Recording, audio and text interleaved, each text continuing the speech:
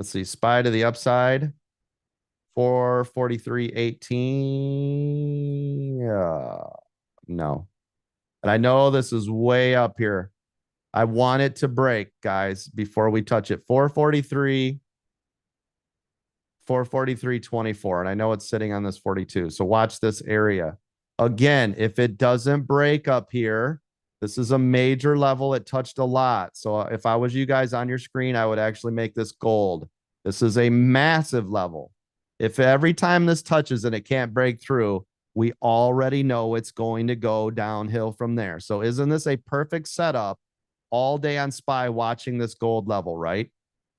It's perfectly set up for you all day. And then as soon as it breaks it and it starts to make a new move, well, then it's no longer valid unless it comes back and it would become support right on the bottom.